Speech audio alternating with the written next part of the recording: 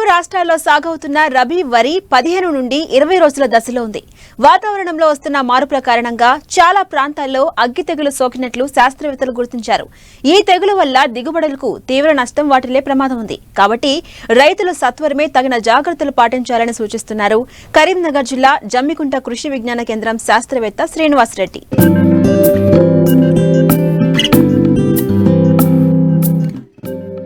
రబీ వరి నాట్లు పడ్డాయి. చాలా చోట్ల ఫిబ్రవరి మొదటి వారం వరకు కూడా రైతులు వరి నాట్లు వేశారు. ప్రస్తుతం 15 నుంచి 20 రోజుల వయసులో ఉంది. అయితే ప్రతికూల వాతావరణ పరిస్థితుల కారణంగా వివిధ రకాల తెగుళ్లు ఆశించడానికి అనుకూల పరిస్థితులు ఏర్పడ్డాయి. ఇప్పటికే చాలా చోట్ల అగ్గి తెగులు ఆశించినట్లు శాస్త్రవేత్తలు గుర్తించారు. ఈ తెగులు వల్ల ఆకులపై నూలుకండె ఆకారపు మచ్చలు ఏర్పడతాయి. ఉధృతి ఎక్కువైతే మచ్చలు ఒకదానితో ఒకటి కలిసిపోయి పైరు కాలిపోయినట్లు కనిపిస్తుంది. కంకి దశలో వెన్నులో మెడవిరిగి తాలుగింజలు ఏర్పడతాయి. దీనివల్ల దిగుబడులకు తీవ్ర నష్టం వాటిల్లుతుంది. ఈ తెగులును ఏ విధంగా అరికట్టాలో రైతులకు తెలియజేస్తున్నారు కరీంనగర్ జిల్లా జమ్మికుంట కృషి విజ్ఞాన కేంద్రం శాస్త్రవేత్త శ్రీనివాసరెడ్డి. ప్రస్తుతానికి మన రాష్ట్రంలో మరియు మన కరీంనగర్ జిల్లా మొత్తంగా చూసినట్లయితే దాదాపుగా ఫిబ్రవరి మొదటి వారం వరకు కూడా చాలా మంది రైతులు వరి పొలాలను నాటు వేయడం జరిగింది. నాటు వేసి 15 నుంచి 20 రోజులకు దగ్గరికి వస్తున్నది. ఈ సమయంలో గనక మనం చూసినట్లయితే దాదాపుగా అగ్గి తెగులు అనేది ఎక్కువగా రావడం జరుగుతుంది. ఈ అగ్గి తెగులు కూడా మనకు దాదాపుగా ఖరీఫ్ కంటే రబీలో ఎక్కువగా రావడం జరుగుతుంది. దానికి కారణం కూడా చాలా వరకు ఈ వాతావరణ పరిస్థితుల్లో మార్పు. రబీలో చూసినట్లయితే దాదాపుగా రాత్రిపూట ఉష్ణోగ్రతలు 20 డిగ్రీ సెంటీగ్రేడ్ కంటే తక్కువగా ఉండడం, తర్వాత పగటి ఉష్ణోగ్రతలు మనకు 25 నుంచి 30 డిగ్రీల వరకు ఉష్ణోగ్రత పెరుగుతూ ఉండడం వల్ల ఈ యొక్క వాతావరణంలో మార్పులలో వల్ల తేడాల వల్ల మనకి అగ్గి తెగులు అనేది ఎక్కువగా వ్యాపించడం జరుగుతుంది. వరి నాటు వేసిన తర్వాత మనకు నెల రోజుల నుంచి పిలకలు వచ్చే దశలో ఎక్కువగా అగ్గి తెగులు అనేది వ్యాపించడం జరుగుతూ ఉన్నది.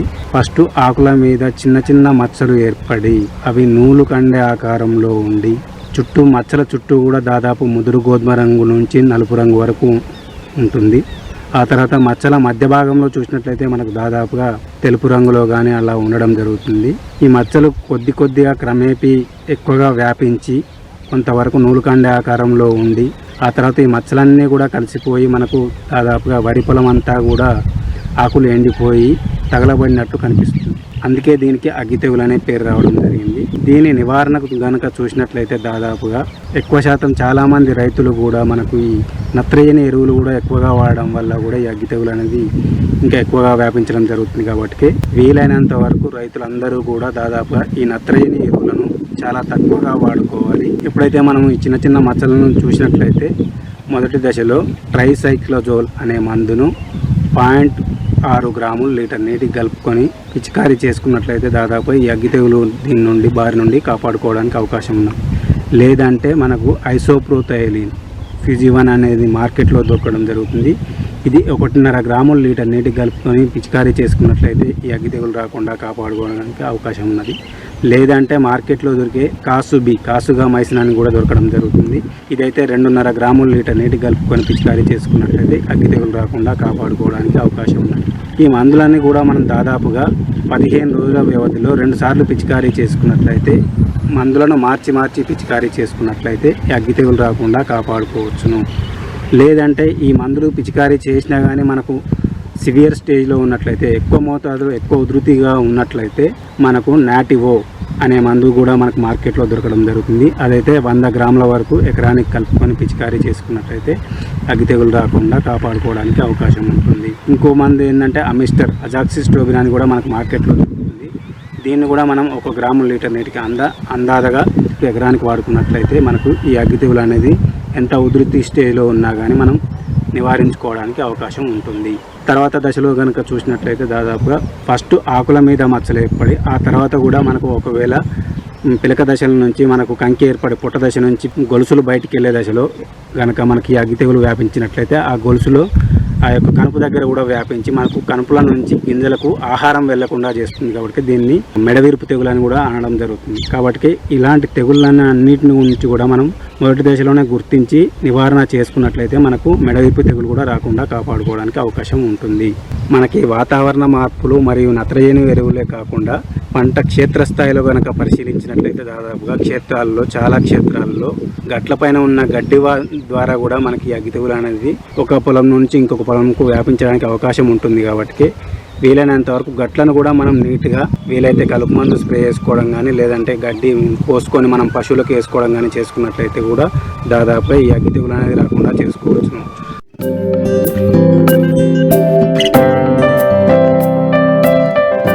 మొక్కజొన్న పంటకు కత్తెర పురుగు మహమ్మారిలా దాపురించింది. గత ఏడాది ఈ పురుగు దాడి వల్ల చాలా మంది రైతులు తీవ్రంగా నష్టపోయారు. ఈ రబీలో 2 తెలుగు రాష్ట్రాల్లో అధికంగా మొక్కజొన్నను రైతులు సాగు చేస్తున్నారు.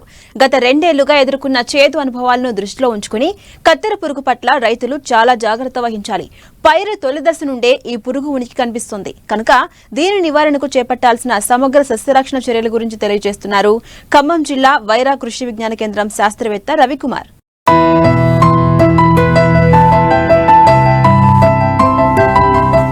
తెలుగు రాష్ట్రాల్లో రబీలో అత్యధికంగా సాగవుతున్న పంట మొక్కజొన్న. సాధారణంగా ఖరీఫ్, రబీ కాలాల్లో ఈ పంటకు ప్రధాన సమస్య కాండం తొలిచే పురుగు. కాని గత 2 ఏళ్లుగా ఈ పురుగు కంటే కత్తెర పురుగు ప్రమాదకారిగా మారింది. దీని ఉధృతి పెరిగితే పంటపై ఆశలు వదిలేయాల్సిన దుస్థితి నెలకొంది. అందువల్ల పంట ప్రారంభం నుండి ఈ పురుగుపై రైతులు నిఘా ఉంచాలి.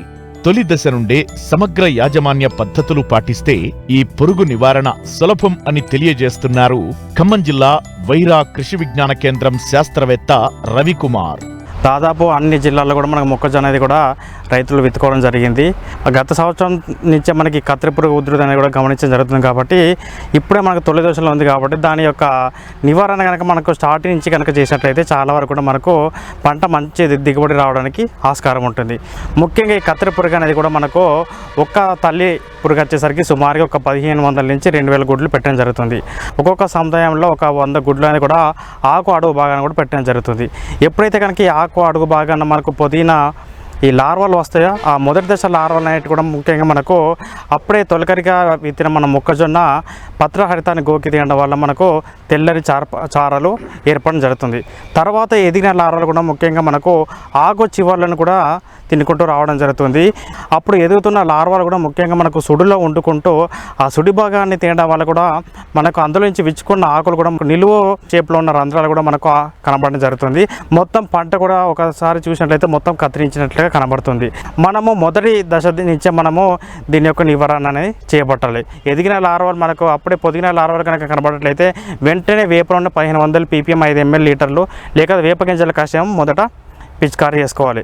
అదే కనుక ఇంకా ఉధృతి కనుక కనబడట్లయితే మనకు స్పైనోసాడ్ 0.3 ml కానీ లేకపోతే ఎమోమెక్టిన్ బెంజైడ్ 0.4 ml కానీ పిచికారీ చేసుకోవాలి. ఈ 2 మందులు మనం తొలి దశలో చేసుకోవాలి.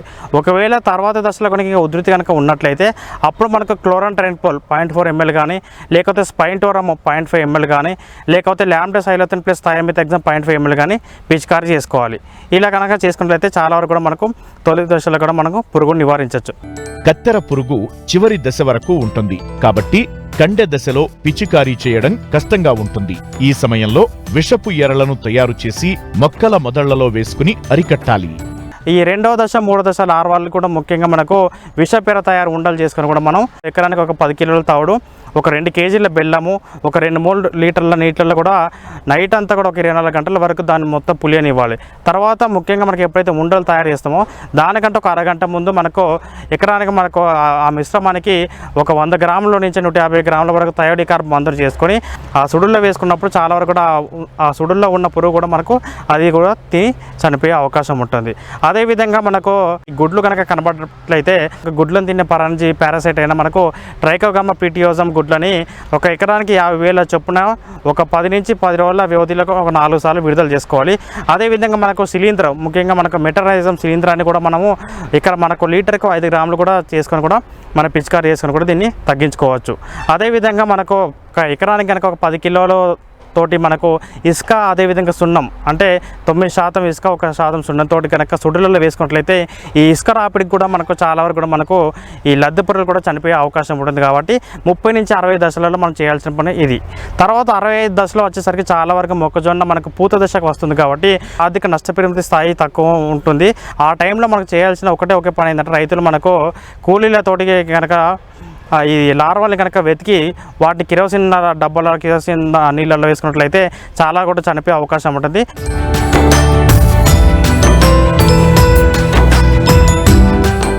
పచ్చిమిర్చి ఆకుపచ్చ రంగులో, ఎండుమిర్చి ఎరుపు రంగులో ఉండడం చూసాం. కానీ పసుపు రంగులో ఎండుమిరపను చూసారా? ఏలూరు జిల్లా మరేడుబాక గ్రామానికి చెందిన రైతు కృష్ణ పసుపు రంగు మిర్చిని సాగు చేస్తున్నాడు.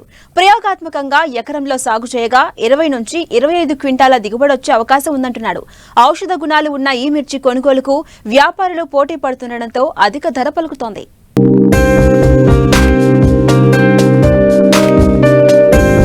పసుపు రంగు మిర్చి, దీన్ని మన దేశంలో పంజాబ్, దక్షిణ కాశ్మీర్లో ఈ రకాన్ని రైతులు ఎక్కువగా సాగు చేస్తారు.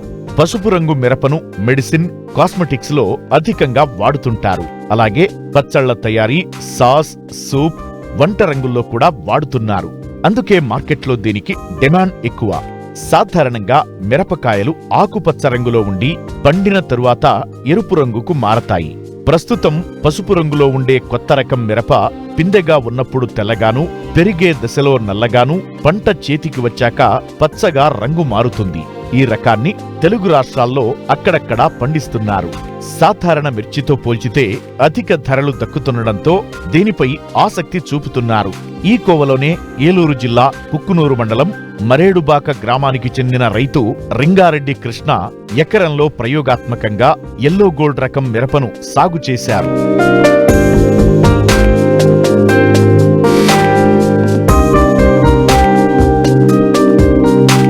తెలుగు రాష్ట్రాల్లో పండించే వాణిజ్య పంటల్లో మిరపకు మంచి డిమాండ్ ఉంది. ప్రపంచం మొత్తం మీద మిరపలో 400 రకాలు ఉన్నట్లు గుర్తించారు. ముఖ్యంగా తేజ, లావు, చపాటాలు, బాడిగా, కడ్డీ వంటి మిరప రకాలకు మంచి డిమాండ్ ఉంటుంది. అయితే 2 ఏళ్లుగా మిరపకు నల్లతామర పురుగు ఆశించి తీవ్ర నష్టం కలగజేస్తోంది. దిగుబడులు గణనీయంగా తగ్గి రైతులకు నష్టాలు మిగులుతున్నాయి. ఈ నేపథ్యంలో వారికి పసుపు రంగు మిర్చి ఒక వరంలా దొరికింది. ఈ రకం మిరపకు నల్ల తామర పురుగు ఉధృతి పెద్దగా లేకపోవడం, దిగుబడి కూడా అధికంగా వస్తుండటం, అలాగే మార్కెట్లో కూడా అధిక ధర పలుకుతుండటంతో రైతు కృష్ణ ప్రయోగాత్మకంగా సాగు చేపట్టారు. ప్రస్తుతం దిగుబడులు వస్తున్నాయి. పాత రకాలతో పోల్చితే అధిక లాభాలు వస్తాయని ఆశాభావం వ్యక్తం చేస్తున్నారు. నేను గత 10 సంవత్సరాల నుంచి మిర్చి సాగు చేస్తున్నా. సన్నాలు వేయటం మేము అవి రేటు అంతగా లేకపోవడం చూసి ఈ యూట్యూబ్లో ఈ పసుపు విత్తనాల గురించి చూశాను 2-3 సార్లు. ఆ కంపెనీ వారికి ఫోన్ చేసి, కంపెనీ వారు యూనివెజ్ కంపెనీ, అది నారింగా ఎల్లో గోల్డ్ మిర్చిని కొనుగోలు చేశాం. అక్కడ గింజలు వచ్చేసరికి 10 ప్యాకెట్లు 10,000. ఆ గింజలు తెచ్చి నారుమడి మీద పెట్టి 40 రోజుల తర్వాత ప్రధాన పొలంలో నాటడం జరిగింది. ఈ ప్రధాన పొలం నాటేటప్పుడు ముందుగా ఈ నారుకుళ్ళు ఇట్లా వస్తుందని చెప్పేసి కింద భూమిలో గులకలు వేయటం, తర్వాత ఈ రెడామిల్ గోల్డ్ పట్టేసి ప్రధాన పొలంలో నాటిన 90 రోజులు నుంచి కాపు రావడం జరిగింది. ముందుగా కాపుకు వచ్చినప్పుడు కాన్ఫిడార్ కానీ, సూపర్ కాన్ఫిడార్ కానీ, దీనికి ఎక్కువ తెగుళ్ళు వస్తాయి. అగ్రోమిన్ మ్యాక్స్ కానీ, తర్వాత కస్టోడియా, నాటివ్, అమిస్టర్ అలాంటి మందులు స్ప్రే చేసి ప్రధాన పొలంలో పూతకొచ్చేసరికి ఈ ముందు ఈ కాయ వైట్గా వస్తుంది, తెల్లమిర్చిలాగా వస్తుంది. తర్వాత తెల్లమిర్చి వచ్చిన 15-20 రోజుల తర్వాత బ్లాక్గా మారి, బ్లాక్గా వచ్చిన 5 రోజుల తర్వాత 10 రోజుల తర్వాత ఎల్లోగా రావడం జరిగింది. ఇప్పుడు ప్రధాన పొలంలో మేము 4-5 క్వింటాల మిరపకాయలు కోయడం జరిగింది. అంతకుముందు సంవత్సరం ఒక 2020లో చూసాను. దీన్ని చూసినప్పుడు మార్కెట్ గుంటూరులో కానీ, ఆ పైన హుబ్లీ మార్కెట్లో కానీ ₹1,00,000 పలికింది. 2021లో 64,000 అమ్మింది. 2022లో 40,000 అమ్మింది. ప్రస్తుతం ఇప్పుడు 25,000గా కొనసాగుతుంది. కానీ వాళ్ళు చెప్పిన ప్రకారం 20 క్వింటాలు అన్నారు, కానీ 25 క్వింటాలు 30 క్వింటాలు వచ్చే అవకాశం ఉంది. ఇది కొంచెం బెట్ట పరిస్థితుల వల్ల కొంచెం ఒక 2-3 క్వింటాలు దిగుబడి తగ్గే అవకాశం ఉంది. ఇది ఎకరానికి 8,000 మొక్క నాటడం జరిగింది. ఈ 8,000 మొక్కలు నాటే ముందు మనం దుక్కిలో డిఏపి కానీ, పొటాష్ కానీ, యూరియా కలిపి 3 కట్టలు వేయడం జరిగింది. ఇప్పుడు ప్రధాన పొలంలో 8,000 మొక్కలు వేసేటప్పుడు ఒక 5,000 వేయడానికి ఖర్చు వస్తుంది. తర్వాత పెద్దయ్యి పెరిగి కాయలు పండాక ఒక క్వింటాకు వచ్చేసి 3,000 కొయ్యడం జరిగింది. అదే మన ఇంతకుముందు వేసే సన్నాలు అయితే ఒక 5,000 6,000 అవుతుంది. కానీ ఇప్పుడు ఈ ఎల్లో మిర్చి కొయ్యడానికి కూడా సులువుగా ఉంది. ఇంతకుముందు మార్కెట్లలో ఇది అధిక ధరకు పలకటం వల్ల చూసి నేను సాగు చేయడం జరిగింది. ఈ సంవత్సరం కొంచెం వర్షం వల్ల ఇబ్బంది అయ్యి ఒక 2-3 క్వింటాలు దిగుబడి తగ్గే అవకాశం ఉంది. లేకపోతే 25 క్వింటాల దాకా వస్తుంది అనుకుంటున్నా. ఇప్పుడు ప్రస్తుతం ఉన్న మార్కెట్లో అయితే 25,000. ఇంతకుముందు అన్నీ కలిపి పెట్టుబడి చూసుకుంటే 1,50,000 దాకా పెట్టుబడి అవుతుంది. ఒక 50,000 కోత కూలి అవుతుంది. మొత్తం ఒక 2 లక్షలు. ఇప్పుడు 20 క్వింటాలు పడినా సరే ఒక 25,000 లెక్క చూసుకున్నా 5 లక్షలు వస్తుంది. ఈ 2 లక్షలు పోయినా 3 లక్షలు మిగిలే అవకాశం ఉంది ఎల్లో మిర్చి చేయడం ద్వారా. ఈ సన్న మిరపకాయలు అందరూ పండించడం వల్ల కొంచెం రేట్ తక్కువ ఉండటం వల్ల ఈ పసుపు మిరపకాయలు అనుకో అక్కడక్కడ ఎవరు దూరంగా పండిస్తారు కాబట్టి దీనికి అధిక డిమాండ్ ఉందని చెప్పేసి మేము వేయటం జరిగింది. అలాగే ఇప్పుడు ఈ సన్న మిరపకాయలతో పోలిస్తే ఈ పంట ఇప్పుడు 20 క్వింటాలు 25 క్వింటాల దాకా వచ్చే అవకాశం ఉంది దిగుబడి. ఇప్పుడు మనకి పండే తేజ మిరపకాయలు కానీ నెంబర్ 5 మిరపకాయలు కానీ తర్వాత ఈ బాడికలు కానీ మన దేశీయ అవసరాల కోసం, తర్వాత ఈ పెయింట్ కోసం, తర్వాత ఈ ఆయిల్ తీయటం కోసం ఉపయోగిస్తారు. అదే ఈ ఎల్లో మిరపకాయలు అయితే మెడిసిన్స్ కానీ కాస్మెటిక్స్ కానీ ఉపయోగిస్తారని యూనివెజ్ కంపెనీ వారు మాకు చెప్పడం జరిగింది. ఈ మెడిసిన్స్కి తర్వాత ఈ కాస్మెటిక్స్కి రేరుగా ఉపయోగించడం వల్ల ఈ మిర్చికి అధిక డిమాండ్ ఉంటుందని చెప్పేసి మేము వేయడం జరిగింది. ఇప్పుడు ఈ నారింగ ఎల్లో గోల్డ్ మిర్చిలో ఉన్న గొప్పతనం ఏంటంటే ఇంతకుముందు మనం వేసే ఇప్పుడు ఈ తేజ రకాలు కానీ ఈ నెంబర్ 5 రకాలు కానీ ఈ కడ్డీ బాడిగా తర్వాత ఈ 6-3 రకాలు కానీ తర్వాత 444 రకాలు కానీ ఈ 3-4 సంవత్సరాలు బట్టి విపరీతమైన ఎర్రనల్లి తామర పురుగుల వల్ల డ్యామేజ్ అయిపోయే తోటలన్నీ అసలు కాయట్ల. అదే ఇప్పుడు ఈ నారింగ ఎల్లో గోల్డ్ పసుపు మిరపకాయల్లో నల్లి ప్రభావం కానీ తామర పురుగు ప్రభావం కానీ అసలు ఎలాంటిది లేదు. అందుకని ఇది అందరూ ఎవరైనా వేసుకోవచ్చు. ప్రతికూల పరిస్థితుల్లో కొంత దిగుబడులు తగ్గినా ఎకరాకు 20 నుంచి 25 క్వింటాళ్ల వరకు రావచ్చని రైతులు ఆశిస్తున్నారు. ఎర్రమిర్చితో పోల్చుకుంటే పురుగు మందుల రూపంలో ఎకరాకు 30,000కు పైగా ఖర్చు తగ్గుతుంది. ప్రస్తుతం మిర్చి యార్డులో క్వింటా 30,000 పైనే ధర పలుకుతోంది. అంటే ఎకరాకు సరాసరి 20 క్వింటాళ్ల దిగుబడి వచ్చినా 5 లక్షల ఆదాయం పొందే అవకాశముంటుంది. అందుకే వచ్చే ఏడాది ఈ రకం సాగు విస్తరించే అవకాశముందని రైతు కృష్ణ చెబుతున్నారు.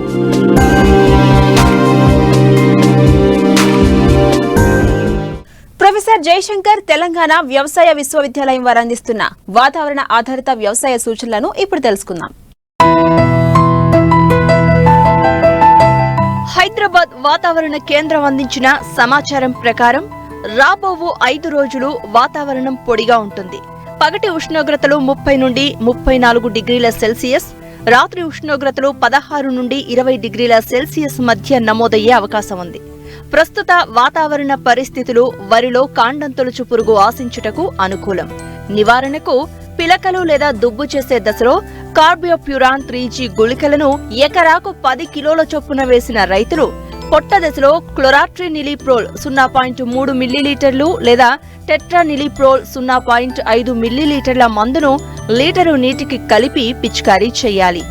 చలి వాతావరణ పరిస్థితులు వరి నారుమళ్లలో జింక్ ధాతువు లభ్యతను తగ్గించును. జింకు లోప లక్షణాలు గమనించినప్పుడు లీటరు నీటికి 2 గ్రాముల జింక్ సల్ఫేట్ మందును పిచికారీ చేయాలి. ప్రస్తుత వాతావరణ పరిస్థితులు జొన్నలో మొవ్వు తొలుచు ఈగ ఆశించుటకు అనుకూలం. నివారణకు కార్బో సల్ఫ్యూరాన్ 2 మిల్లీలీటర్ల మందును లీటరు నీటికి కలిపి పిచికారీ చేయాలి. జొన్నలో కాండం తొలుచు పురుగు గమనించడమైనది. నివారణకు ఎకరాకు కార్బోప్యూరాన్ 3G గుళికలు 4 కిలోలను మొక్క సూడులలో వెయ్యాలి. జొన్నలో కత్తెర పురుగు నివారణకు క్లోరాట్రినిలిప్రోల్ 0.4 మిల్లీలీటర్లు లేదా ఇమామెక్టిన్ బెంజోయేట్ 0.4 గ్రాముల మందును లీటరు నీటికి కలిపి పిచికారీ చేయాలి. వేరుశెనగ పంట ఊడలు దిగే దశ నుండి కోత దశలో ఉంది. ఊడలు దిగే దశలో ఉన్న పంటలో ఎకరానికి 200 కిలోల జిప్సం వేసి మొదళ్ల దగ్గరకు మట్టిని ఎగదొయ్యాలి. దీనివలన తాలుకాయలను నివారించడమే కాకుండా గింజలలో నూనె శాతం పెరుగుతుంది. కాయ దశలో ఉన్న వేరుశెనగ పంటలో శనగపచ్చ పురుగులు గమనించడమైనది. నివారణకు 5% వేప గింజల కషాయాన్ని పురుగులు చిన్న దశలో ఉన్నప్పుడు పిచికారీ చేయాలి. ఎదిగిన లార్వా నివారించడానికి క్వినాల్ఫాస్ 2 మిల్లీలీటర్లు లేదా ఇమామెక్టిన్ బెంజోయేట్ 0.5 గ్రాముల మందును లీటరు నీటికి కలిపి పిచికారీ చేయాలి. చాలా చోట్ల టిక్కా ఆకుమచ్చ తెగులు గమనించడమైనది.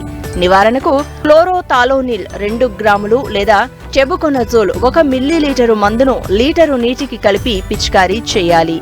వేరుశెనగలో పొగాకు లద్దె పురుగు గమనించడమైనది. దీని నివారణకు నొవాల్యూరాన్ 1 మిల్లీలీటరు లేదా ఫ్లోబెండామైడ్ 0.2 మిల్లీలీటర్ల మందును లీటరు నీటికి కలిపి పిచికారీ చేయాలి. యాసంగి, పెసర, మినుము పంట పూత దశ నుండి కాయ అభివృద్ధి దశ వరకు ఉన్నది.